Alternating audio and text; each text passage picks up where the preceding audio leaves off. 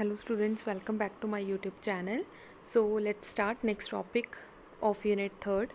बच्चे ਅਸੀਂ last video ਦੇ ਵਿੱਚ ਹਿਸਟੈਰਿਸਿਸ ਕਰਵ ਬਾਰੇ ਪੜ੍ਹ ਚੁੱਕੇ ਹਾਂ। ਇਸ ਵੀਡੀਓ ਦੇ ਅੰਦਰ ਅਸੀਂ ਹਿਸਟੈਰਿਸਿਸ ਲਾਸ ਬਾਰੇ ਪੜਾਂਗੇ। ਠੀਕ ਹੈ।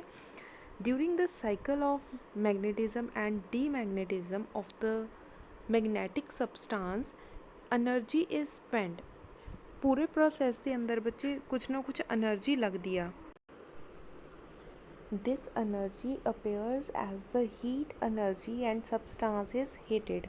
ਬੱਚੇ ਜਦੋਂ ਪੂਰਾ ਪ੍ਰੋਸੈਸ ਹੁੰਦਾ ਇੱਕ ਮੈਗਨੈਟਿਕ ਮਟੀਰੀਅਲ ਜਦੋਂ ਮੈਗਨੇਟਾਈਜ਼ ਔਰ ਡੀਮੈਗਨੇਟਾਈਜ਼ ਹੁੰਦਾ ਤਾਂ ਉਹਦੇ ਵਿੱਚੋਂ ਕੁਛ ਐਨਰਜੀ ਲਾਸ ਹੁੰਦੀ ਹੈ ਇਨ ਦ ਫਾਰਮ ਆਫ ਹੀਟ। ਇਹਦਾ ਮਤਲਬ ਉਹ ਵਾਲਾ ਮਟੀਰੀਅਲ ਜਿਹੜਾ ਆ ਗਰਮ ਹੋ ਜਾਂਦਾ ਆ। ਗਰਮ ਬੱਚੇ ਸਮਝਣ ਦੇ ਲਈ ਤੁਸੀਂ ਮੋਬਾਈਲ ਦੀ ਐਗਜ਼ਾਮਪਲ ਲੈ ਸਕਦੇ ਹਾਂ ਕਿ ਜਦੋਂ ਤੁਸੀਂ ਆਪਣਾ ਮੋਬਾਈਲ ਚਾਰਜ 'ਤੇ ਲਗਾਉਂਦੇ ਆ ਆਫਟਰ ਚਾਰਜਿੰਗ ਯੂਅਰ ਮੋਬਾਈਲ ਤੁਸੀਂ ਦੇਖਦੇ ਹਾਂ ਕਿ ਤੁਹਾਡਾ ਮੋਬਾਈਲ ਹਲਕਾ ਜਿਹਾ ਹੀਟ ਅਪ ਹੋਇਆ ਹੁੰਦਾ। ਠੀਕ ਹੈ। ਇਸੇ ਤਰ੍ਹਾਂ ਜਦੋਂ ਅਸੀਂ ਕੋਈ ਵੀ ਮੈਗਨੈਟਿਕ ਮਟੀਰੀਅਲ ਨੂੰ ਮੈਗਨੇਟਾਈਜ਼ ਜਾਂ ਡੀਮੈਗਨੇਟਾਈਜ਼ ਕਰਦੇ ਹਾਂ ਤਾਂ ਕੀ ਹੁੰਦਾ ਆ ਉਹਦੀ ਜੋ ਐਨਰਜੀ ਆ ਕੁਛ ਜਿਹੜੀ ਆ ਲਾਸ ਹੋ ਜਾਂਦੀ ਆ। ਉਸ ਐਨਰਜੀ ਨੂੰ ਕਿੱਦਾਂ ਪਤਾ ਲੱਗਿਆ ਕਿ ਲਾਸ ਹੋਇਆ ਕਿ ਉਹਦੇ ਵਿੱਚੋਂ ਹੀਟ ਪ੍ਰੋਡਿਊਸ ਹੋਏਗੀ। ਹੀਟ ਐਨਰਜੀ ਜਿਹੜੀ ਲਾਸ ਹੋ ਜਾਂਦੀ ਆ। This energy spend is dissipated in the form of heat. ਜਿਹੜਾ ਇਹ ਲਾਸ ਹੋਇਆ ਆ ਲਾਸ ਕਿਸ ਫਾਰਮ ਦੇ ਵਿੱਚ ਹੋਇਆ ਹੀਟ ਦੀ ਫਾਰਮ ਦੇ ਵਿੱਚ। Such energy loss is known as hysteresis loss. ਇੱਦਾਂ ਦੀ ਐਨਰਜੀ ਨੂੰ ਅਸੀਂ ਕਿਹੜੇ ਲਾਸ ਬੋਲ ਦਿੰਦੇ ਹਾਂ ਹਿਸਟੈਰਿਸਿਸ Las. The loss of energy per unit volume of the substance is equal to the area of BH curve। ਹੁਣ ਬੱਚੇ ਅਸੀਂ ਲਾਸਟ ਵੀਡੀਓ ਦੇ ਅੰਦਰ BH curve ਇਸ ਤਰ੍ਹਾਂ ਦੀ ਪੜ੍ਹ ਕੇ ਹਟੇ ਹਾਂ। ਠੀਕ ਹੈ ਕਿ ਇੱਕ BH curve ਬਣਦੀ ਆ। ਹੁਣ ਉਹਨਾਂ ਨੇ ਕਿਹਾ ਕਿ ਜਿੰਨਾ ਏਰੀਆ ਸਪੈਂਡ ਕੀਤਾ, ਠੀਕ ਹੈ, ਏਰੀਆ ਜਿੰਨਾ ਮੰਨ ਲਓ ਬੱਚੇ ਲੂਪ ਪਤਲੀ ਬਣੀ ਹੈ ਇਹਦਾ ਮਤਲਬ ਲਾਸ ਘੱਟ ਹੋਇਆ। ਠੀਕ ਹੈ। ਅਗਰ ਥੋੜ੍ਹੀ ਮੋਟੀ ਬਣੀ ਹੈ ਤਾਂ ਮਤਲਬ ਲਾਸ ਜ਼ਿਆਦਾ ਹੋਇਆ। ਮੰਨ ਲਓ ਕਿ ਤੁਹਾਡੀ ਜਿਹੜੀ ਲੂਪ ਆ ਉਹ ਕੁਝ ਜ਼ਿਆਦਾ ਮੋਟੀ ਬਣੀ ਆ ਇਹਦਾ ਮਤਲਬ ਲਾਸ ਉਹਦੇ ਨਾਲੋਂ ਵੀ ਜ਼ਿਆਦਾ ਹੋਇਆ। ਠੀਕ ਹੈ। ਸੋ ਜਿੰਨਾ ਏਰੀਆ ਉਹਨੇ ਕਵਰ ਅਪ ਕੀਤਾ ਉਹ ਏਰੀਆ ਕੀ ਰਿਪਰੈਜ਼ੈਂਟ ਕਰ ਰਿਹਾ ਆ ਕਿ ਉਹਨੇ ਕਿੰਨੀ ਐਨਰਜੀ ਲਾਸ ਕੀਤੀ ਆ। ਕਲੀਅਰ ਹੋ ਗਿਆ ਬੱਚੇ। ਆ ਜੋ ਏਰੀਆ ਆ ਜਿੰਨਾ ਪਰਟੀਕੂਲਰ ਹੈ ਇਹਨੂੰ ਹਿਸਟੈਰਿਸਿਸ ਲਾਸ ਬੋਲ ਦਿੰਦੇ ਆ ਕਿ ਇੰਨਾ ਜਿਹੜਾ ਆ ਸਾਡੀ ਪੂਰੇ ਪ੍ਰੋਸੈਸ ਦੇ ਅੰਦਰ ਜੋ ਇੱਕ ਮਟੀਰੀਅਲ ਸੀ ਉਹਨੇ ਜੋ ਐਨਰਜੀ ਲਾਸ ਕੀਤੀ ਆ ਉਹ ਹਿਸਟੈਰਿਸਿਸ ਲੂਪ ਤੋਂ ਪਤਾ ਲੱਗ ਸਕਦਾ ਆ ਕਿ ਕਿੰਨਾ ਲਾਸ ਹੋਇਆ ਆ। ਠੀਕ ਹੈ ਜੀ। ਨੈਕਸਟ ਦੇਖੋ importance of the study of hysteresis loop ਔਰ ਕਰਵ। ਹੁਣ ਇਹਨੂੰ ਅਸੀਂ ਧਿਆਨ ਨਾਲ ਕਿਉਂ ਡਿਸਕਸ ਕਰਾਂਗੇ ਇੱਥੋਂ ਹੀ ਪਤਾ ਲੱਗੇਗਾ ਕਿ ਮਟੀਰੀਅਲ ਕਿੱਦਾਂ ਦਾ ਆ। The study of hysteresis curve of a given substance help us to know the different properties of a substance। ਬੱਚੇ ਇੱਕ ਸਬਸਟੈਂਸ ਦੇ ਅੰਦਰ ਬਹੁਤ ਸਾਰੀਆਂ ਪ੍ਰੋਪਰਟੀਜ਼ ਹੋ ਸਕਦੀਆਂ ਕਿ ਉਹਦੀ ਰਿਟੈਂਟਿਵਿਟੀ ਕਿੱਦਾਂ ਦੀ ਆ, ਕੋਰੇਸਿਵਿਟੀ ਕਿਸ ਤਰ੍ਹਾਂ ਦੀ ਆ, ਸਸੈਪਟੇਬਿਲਿਟੀ, ਪਰਮੇਬਿਲਿਟੀ, ਐਨਰਜੀ ਲਾਸ ਉਹ ਕਿੰਨਾ ਕੁ ਕਰ ਰਿਹਾ, ਘੱਟ ਐਨਰਜੀ ਲਾਸ ਕਰ ਰਿਹਾ ਕਿ ਜ਼ਿਆਦਾ ਐਨਰਜੀ ਲਾਸ ਕਰ ਰਿਹਾ। ਸੋ ਇਹ ਸਾਰੀਆਂ ਉਹਦੀਆਂ ਪ੍ਰੋਪਰਟੀਜ਼ ਹੋ ਜਾਂਦੀਆਂ ਕਿਸੇ ਪਰਟੀਕੂਲਰ ਸਬਸਟੈਂਸ ਦੀਆਂ। ਇਹਦਾ ਮਤਲਬ ਮੰਨ ਲਓ ਤੁਹਾਡੇ ਕੋਲ ਇੱਕ ਆਇਰਨ ਹੈ, ਇੱਕ ਸਟੀਲ ਹੈ, ਠੀਕ ਹੈ, ਇੱਕ ਕਾਪਰ ਲੈ ਲੈਂਦੇ ਹਾਂ। ਸੋ ਤੁਸੀਂ ਅਲੱਗ-ਅਲੱਗ ਮਟੀਰੀਅਲਸ ਲਓਗੇ ਤਾਂ ਤੁਹਾਡੇ ਅਲੱਗ-ਅਲੱਗ ਮਟੀਰੀਅਲ ਦੀ ਅਲੱਗ-ਅਲੱਗ ਲੂਪ ਬਣੇਗੀ। ਠੀਕ ਹੈ। ਹੁਣ ਇੱਥੇ ਤੁਸੀਂ ਡਾਇਗਰਾਮ ਦੇਖ ਰਹੇ ਆ ਇੱਕ ਜਿਹੜੀ ਬੱਚੇ ਗ੍ਰੇ ਕਲਰ ਦੀ ਸ਼ੋਅ ਕਰ ਰਹੀ ਹੈ ਇਸ ਤਰ੍ਹਾਂ ਦੀ ਲੂਪ, ਇੱਕ ਕਿਹਦੀ ਆ ਸੌਫਟ ਆਇਰਨ ਦੀ। ਠੀਕ ਹੈ। ਇੱਕ ਬਲੂ ਕਲਰ ਦੀ ਸ਼ੋਅ ਕਰ ਰਿਹਾ ਇਸ ਤਰੀਕੇ ਦੀ ਔਰ ਇਹ ਕਿਹਦੀ ਲੂਪ ਸ਼ੋਅ ਕਰ ਰਿਹਾ ਆ ਸਟੀਲ ਦੀ। ਸੋ ਇੱਥੇ ਦੋ ਡਿਫਰੈਂਟ ਸਬਸਟੈਂਸ ਅਸੀਂ ਯੂਜ਼ ਕੀਤੇ ਆ ਆਇਰਨ ਐਂਡ ਸਟੀਲ। ਇਹਦਾ ਮਤਲਬ ਅਸੀਂ ਇਹਨਾਂ ਦੀ ਪ੍ਰੋਪਰਟੀਜ਼ ਬਾਰੇ ਹਲਕਾ ਫੁਲਕਾ ਪੜ੍ਹਦੇ ਹਾਂ। ਦੇਖੋ hysteresis curve of a given material ਕਿਹੜੀ ਕਿਹੜੀ ਚੀਜ਼ 'ਤੇ ਡਿਪੈਂਡ ਕਰਦਾ। Retentivity, coercivity, susceptibility, permeability and energy loss per cycle of magnetism and demagnetism can be calculated. ਇਸ ਪੂਰੇ ਪ੍ਰੋਸੈਸ ਦੇ ਥਰੂ ਅਸੀਂ ਇਹਨਾਂ ਚੀਜ਼ਾਂ ਨੂੰ ਕੈਲਕੂਲੇਟ ਕਰ ਸਕਦੇ ਹਾਂ। Therefore, on the base of these properties, ਇਹਨਾਂ properties ਦੇ ਆਧਾਰ ਤੇ we can select a suitable material or substance for making the core of generator, electric motor and transformer and also permanent magnets। ਬੱਚੇ ਤੁਸੀਂ 10th class ਦੇ ਵਿੱਚ ਪੜ੍ਹ ਕੇ ਆ ਚੁੱਕੇ ਆ ਜਨਰੇਟਰਸ, AC generator, DC motor etcetera ਹੈ ਨਾ ਪੜ੍ਹ ਚੁੱਕੇ ਹਾਂ। ਉਹਦੇ ਅੰਦਰ ਤੁਸੀਂ ਪੜ੍ਹ ਚੁੱਕੇ ਹਾਂ ਕਿ ਅੰਦਰ ਅਸੀਂ ਇੱਕ ਸੌਫਟ ਆਇਰਨ ਕੋਰ ਯੂਜ਼ ਕਰਦੇ ਹਾਂ। ਸੋ ਕੋਰ ਸਾਨੂੰ ਕਿੱਦਾਂ ਪਤਾ ਲੱਗੇਗੀ ਕਿ ਕਿਸ ਮਟੀਰੀਅਲ ਦੀ ਹੋਏਗੀ। ਸੋ ਅਸੀਂ ਇਹਨਾਂ ਪ੍ਰੋਪਰਟੀਜ਼ ਨੂੰ ਧਿਆਨ ਵਿੱਚ ਰੱਖਦੇ ਹੋਏ ਦੇਖਾਂਗੇ ਕਿ ਸਾਡਾ ਜਿਹੜਾ ਪੂਰਾ ਸਿਸਟਮ ਆ ਜਾਂ ਡਿਵਾਈਸ ਆ ਉਹਦੇ ਵਿੱਚ ਕਿਸ ਤਰ੍ਹਾਂ ਦਾ ਜਿਹੜਾ ਮਟੀਰੀਅਲ ਸਾਨੂੰ ਯੂਜ਼ ਕਰਨਾ ਚਾਹੀਦਾ ਆ, ਸੋ ਅਸੀਂ ਉੱਦਾਂ ਦਾ ਮਟੀਰੀਅਲ ਯੂਜ਼ ਕਰ ਲਾਂਗੇ ਜਨਰੇਟਰ ਦੇ ਅੰਦਰ, ਮੋਟਰਸ ਦੇ ਅੰਦਰ, ਟਰਾਂਸਫਾਰਮਰਸ ਦੇ ਅੰਦਰ। ਠੀਕ ਹੈ, ਟਰਾਂਸਫਾਰਮਰ ਬੱਚੇ ਹਾਲੇ ਤੁਸੀਂ ਪੜ੍ਹਨਾ ਆ, ਅਸੀਂ ਨੈਕਸਟ ਯੂਨਿਟ ਦੇ ਅੰਦਰ ਪੜ੍ਹਾਂਗੇ। ਟਰਾਂਸਫਾਰਮਰ ਵੈਸੇ ਤਾਂ ਤੁਸੀਂ ਸੁਣਿਆ ਹੋਏਗਾ ਕਿ ਆਪਣੇ ਆ ਖੰਭਿਆਂ ਦੇ ਵਿੱਚ ਵੀ ਬੱਚੇ ਟਰਾਂਸਫਾਰਮਰ ਹੁੰਦਾ, ਸਮ ਟਾਈਮ ਲਾਈਟ ਚਲੀ ਜਾਂਦੀ ਹੈ ਬਿਜਲੀ ਦੀ, ਜਦੋਂ ਜ਼ਿਆਦਾ ਮੀਂਹ ਪੈਂਦਾ ਜਾਂ ਬਿਜਲੀ ਚਮਕਦੀ ਆ ਤਾਂ ਅਸੀਂ ਕਹਿੰਦੇ ਟਰਾਂਸਫਾਰਮਰ ਸੜ ਗਿਆ। ਸੋ ਟਰਾਂਸਫਾਰਮਰ ਐਟਲੀਸਟ ਤੁਸੀਂ ਵਰਡ ਸੁਣਿਆ ਹੋਏਗਾ। ਠੀਕ ਹੈ, ਸੋ ਆਪਾਂ ਨੈਕਸਟ ਯੂਨਿਟ ਦੇ ਅੰਦਰ ਡਿਸਕਸ ਕਰਾਂਗੇ ਕਿ ਟਰਾਂਸਫਾਰਮਰ ਕੀ ਹੈ। ਨੈਕਸਟ ਦੇਖੋ, hysteresis curve for soft iron and steel are shown in a figure 46। ਸੋ ਧਿਆਨ ਨਾਲ ਦੇਖ ਲਓ ਬੱਚੇ, ਆਹ ਫਿਗਰ ਉਹਨਾਂ ਨੇ ਸ਼ੋ ਕੀਤੀ ਹੋਈ ਹੈ। ਇਹ ਫਿਗਰ ਬਾਰੇ ਅਸੀਂ ਡਿਸਕਸ ਕਰਨ ਜਾ ਰਹੇ ਹਾਂ।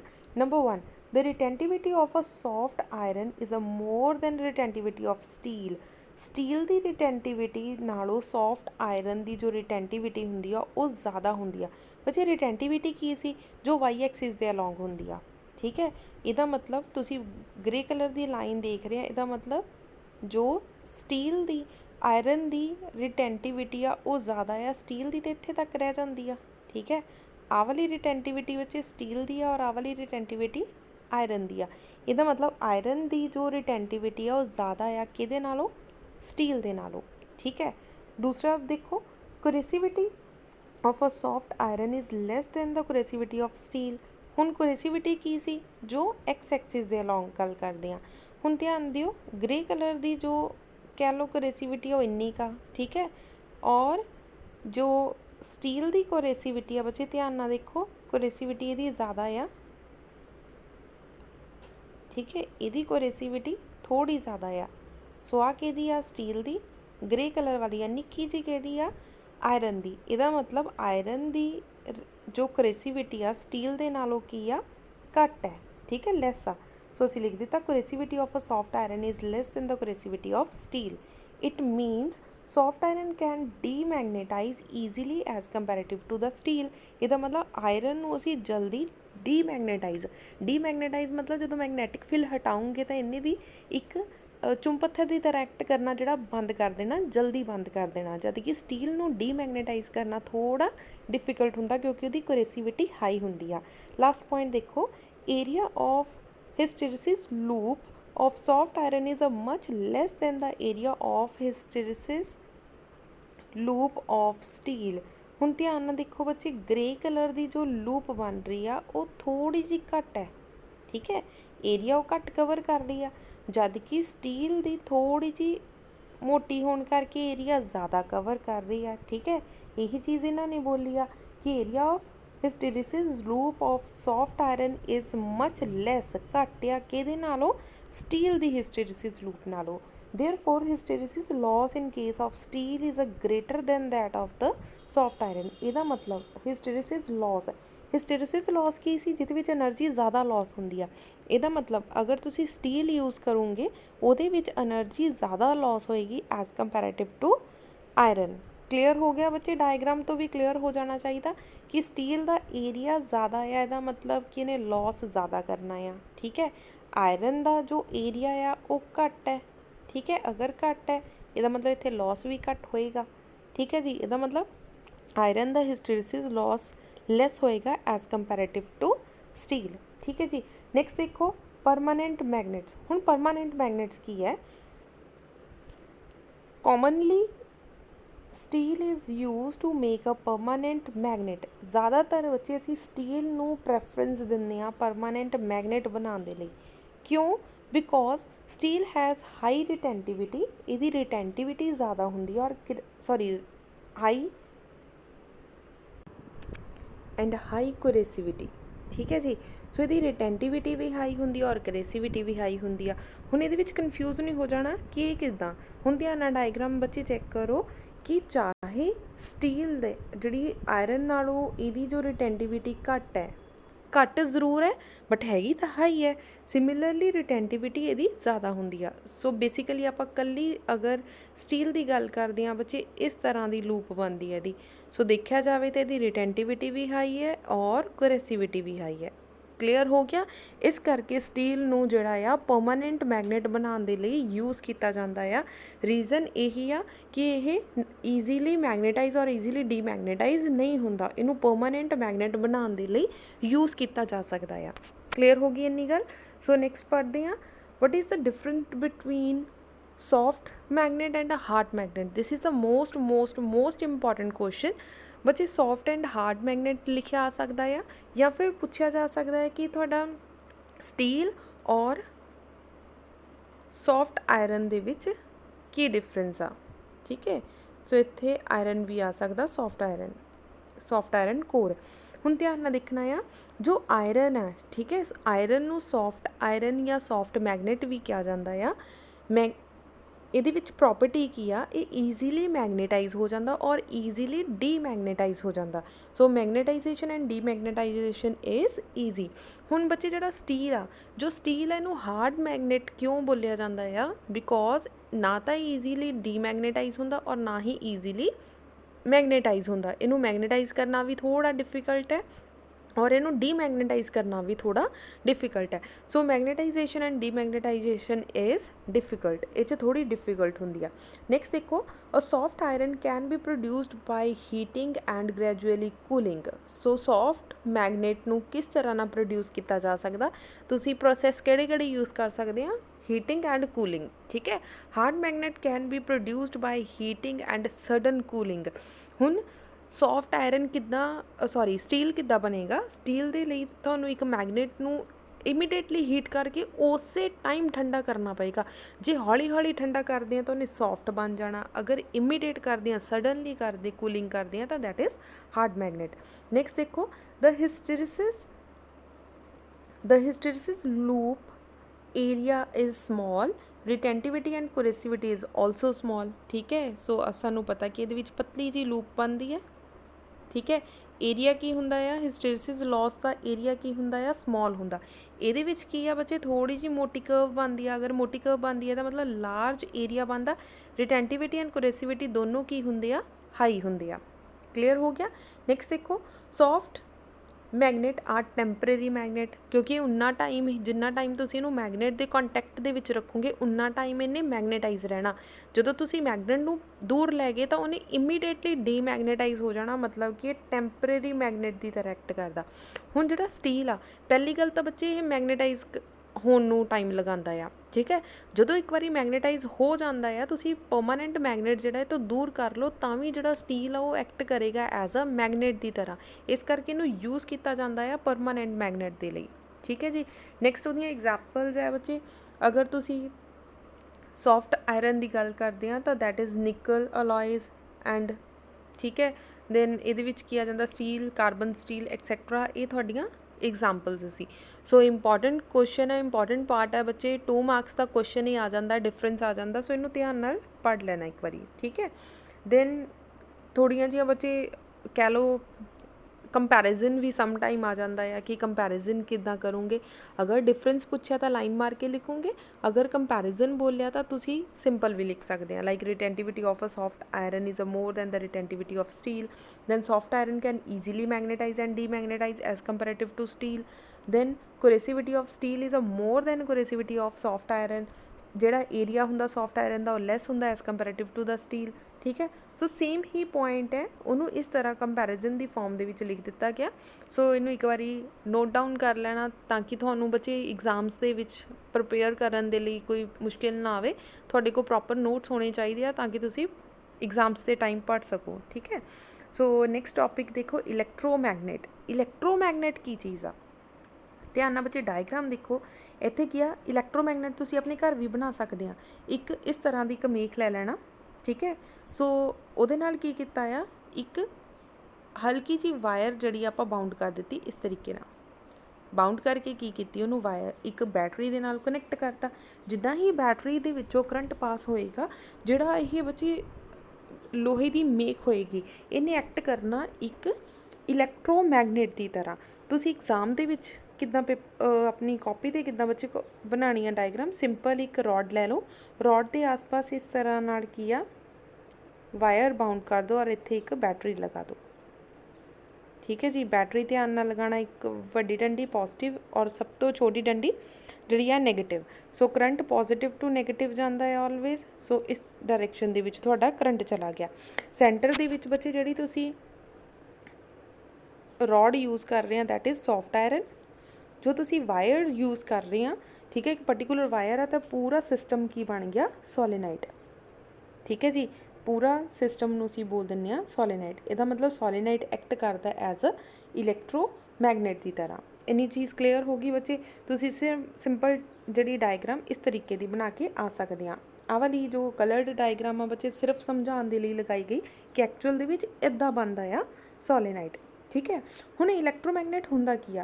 इलैक्ट्रोमैगनेट are made of soft iron. Soft iron तो बनिया हुंदा। Because area of hysteresis loop for soft iron is small, क्योंकि सॉफ्ट आयरन का जो हिस्टैरिसीस लॉस हुंदा आ वो घट हुंदा आ। Therefore energy loss is small for the cycle of magnetize and डीमैगनेटाइजेशन।